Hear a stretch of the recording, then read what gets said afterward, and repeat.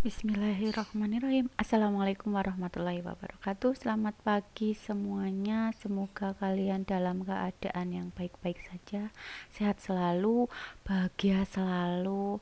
Intinya itu. Oke, oke. Di pertemuan kali ini masih sama di bab yang ketiga, turunan fungsi. Ini materi terakhir di turunan fungsi kali ini. Di hari Selasa 3 November masih bersama Bu Guru di PJJ-nya. Oke. Hari ini kita akan bahas titik dan nilai stasioner.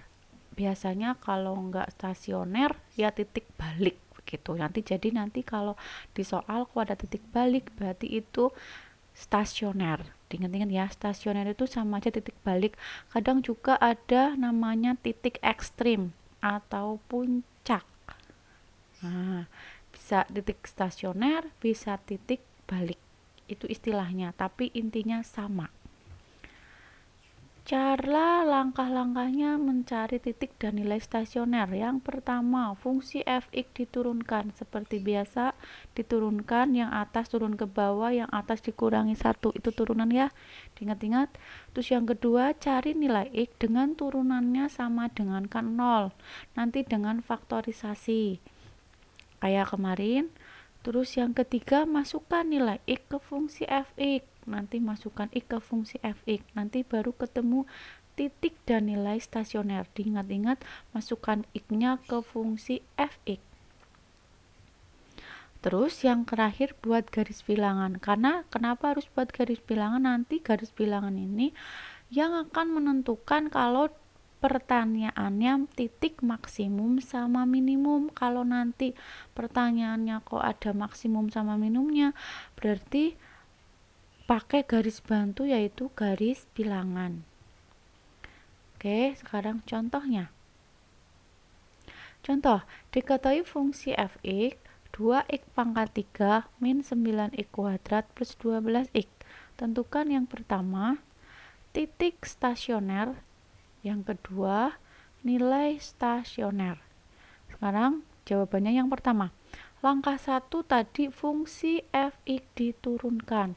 Berarti yang ini, oke, ini kan fungsi fx-nya diturunkan. Nah, ada tanda petik 1 di atas ya. Turunannya berarti 3 kali 2 6, yang atas kurangi 1 jadi 2.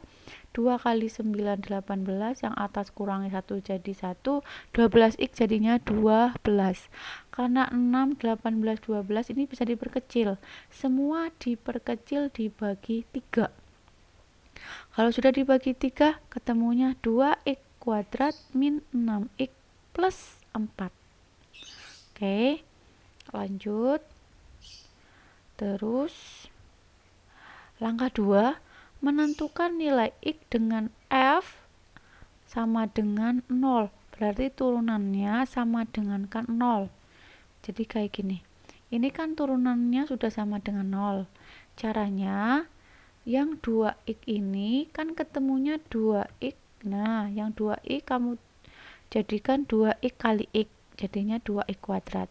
Yang 4 itu kan perkaliannya bisa 4 kali 1, bisa 2 kali 2. Bu Guru ambil yang 2 kali 2. Setelah ini kita cek, ini benar apa enggak cara ngeceknya. 2 kali 2 ketemunya min 4. Ini min 4 ya. Terus 2 sama x ketemunya 2x. Ini min sama min.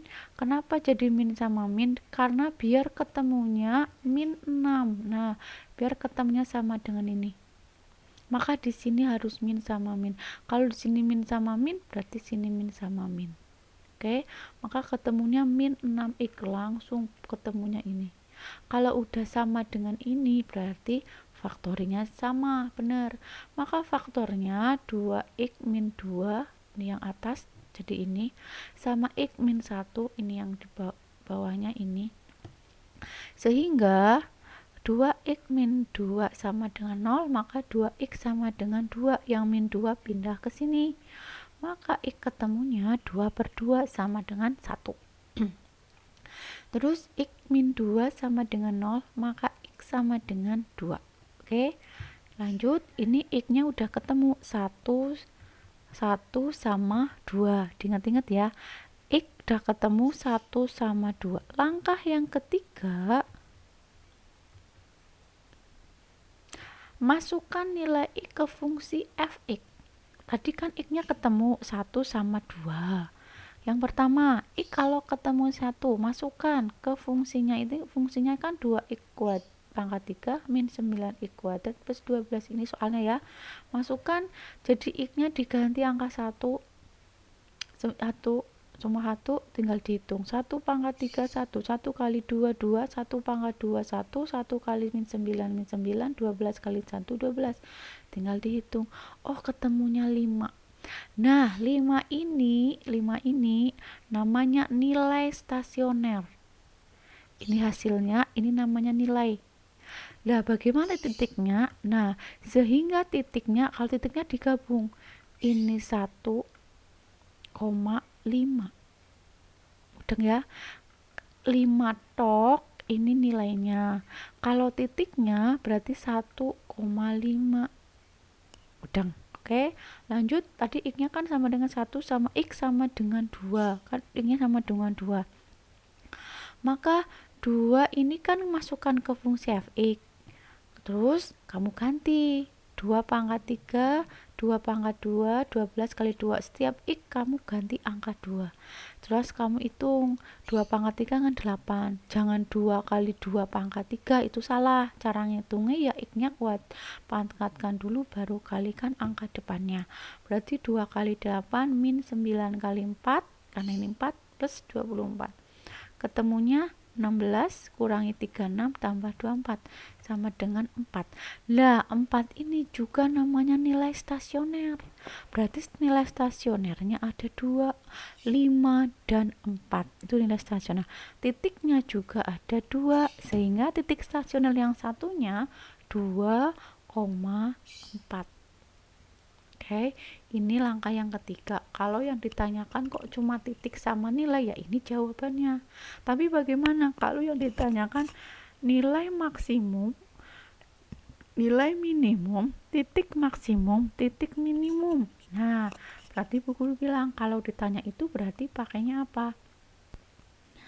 Pakainya langkah 4, buat garis bilangan untuk menentukan titik dan nilai stasioner maksimum sama minimum. Caranya gimana? Nah, ini Bu Guru kasih tahu caranya. Oke, caranya kayak gini. Yang pertama, buat dulu garisnya. Seret. Setelah garisnya kalian kasih, tadi kan X-nya 1 sama 2 ya. Taruh 1 sama 2. Nah, setelah buat 1 sama 2, ambil sembarang bebas angka di garis. Bu Guru ambil 0. Misal ambil 0. 0 itu kan di sininya, sebelah kirinya angka 1. Berarti nanti di daerahnya sini. 0 masukkan ke turunannya. Ingat turunannya. Kalau nilai sama titik masukkan ke fungsinya, tapi untuk ngecek garis masukkan ke turunannya. Masukkan 2x kuadrat berarti 0, 6 kali 0 tambah 4. 4 ini kan positif, maka daerah yang 0 positif, 0 kan di sebelah kiri 1, maka sini positif, otomatis tengahnya negatif, otomatis positif. Intinya kalau garis bilangan daerahnya itu pasti selang-seling begitu. Oke, lanjutnya, loh mana yang maksimum mana minimum? Nah, positif itu naik, kamu naikkan. Di angka 1 diam. Negatif itu turun. Di angka 2 diam ya. Terus di positif naik lagi. Maka yang ke atas ini namanya maksimum. Oh, berarti 1 itu titik maksimumnya. Karena 2-nya itu turun di sini bawah, maka 2-nya yang minimum. Oke, Bu Guru ulangi lagi. Cara maksimumnya ini kan udah positif. 0-nya itu positif, maka daerah sini positif. Positif itu berarti naik. Kayak kemarin, fungsi positif itu naik. Di 1 diam, di negatif turun, di 2 diam, di positif naik. maka yang naik ini kan gunung ya. Nah, gunung berarti maksimum, yang lembah berarti minimum. Sehingga titik stasioner maksimumnya ada di 1,5, sehingga titik stasiun minimumnya di 2,4. Begitu. Oke. Lanjutannya ada yang semoga kalian paham ya. Lanjutannya penerapan turunan fungsi. Ini berarti kan karena kalian di kurikulum 13 kan ada penerapannya lah. Ini biasanya kalau di kelas 3 itu penerapannya itu di turunan fungsi. Kalau statistiknya sih di soal cerita. Oke, contohnya suatu benda bergerak menempuh jarak S meter dan waktu T detik dengan persamaannya S T pangkat 3 min 3 T kuadrat plus 3T plus 5. Hitunglah yang pertama kecepatan benda tersebut setelah 3 menit percepatan. Yang B, waktu maksimum yang diperlukan agar kecepatannya 0. Berarti nanti ngitung kecepatannya dulu, nanti kecepatannya kamu sama dengan kan 0, nanti ketemu waktunya. Terus yang B, jarak maksimum yang ditempuh. Penjelasannya, jarak, tadi jaraknya ini ya. Nah, ini jarak. Cari kecepatan. Apa itu kecepatan? Kecepatan itu V. Nah, mencari V-nya itu diturunan dari jarak. Berarti ini diturunkan. Turunannya dari jarak itu kecepatan. Sehingga 3T pangkat 2 min 6T plus 3. Dari mana ini? 3T turun ke bawah. Yang 2 kali 3 jadi 6. 3T jadi 3. 5 kan nggak punya T. Berarti nggak punya turunan. Setelah diturunkan, ini berarti kecepatan. Nah, kalau semisal nanti Bu, itu kan kecepatan lah. Kalau di soal ada percepatan, berarti percepatan itu A.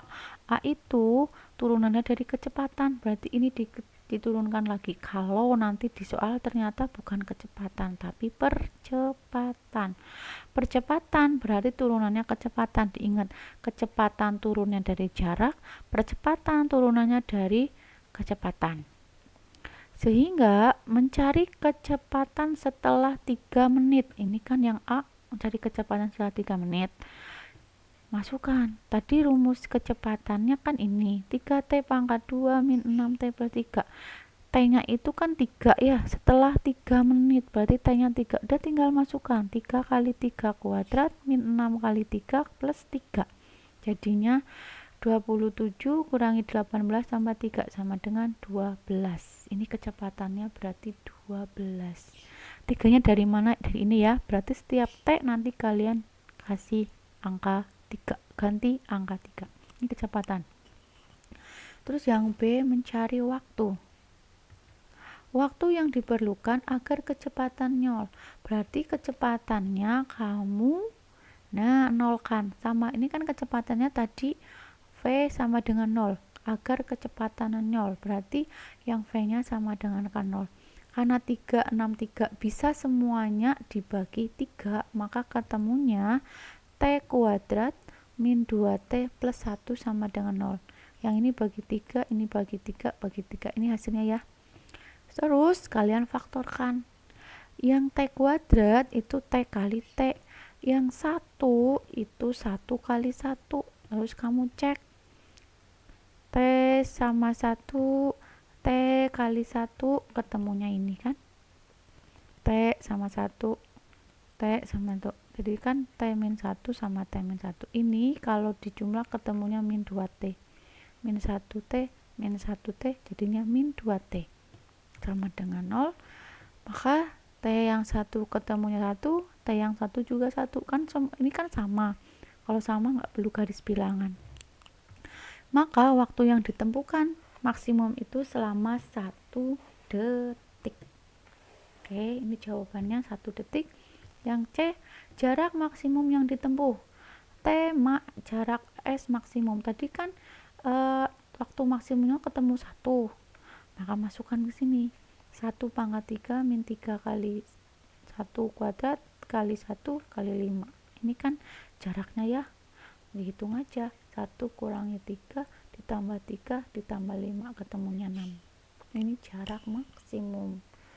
Oke, sekiranya untuk pertemuan kali ini berarti ini bab yang ketiga di turunan fungsi sudah selesai. Berarti besok untuk minggu depan kita lanjut ke limit fungsi. Oke, mungkin cukup sekian dari Bu Guru. Jangan lupa, jangan pernah tinggalkan sholat. Itu pesan dari Bu Guru. Semoga kalian tidak pernah tinggalkan sholat, karena sholat itu kuncinya bahagia dunia akhirat. Seberapa banyak kamu bersedekah, seberapa banyak berkali-kali kamu puasa, tapi kalau kamu tidak sholat, kuncinya ibadahmu semua tak akan pernah kamu nikmati, karena kuncinya nggak ada. Begitu.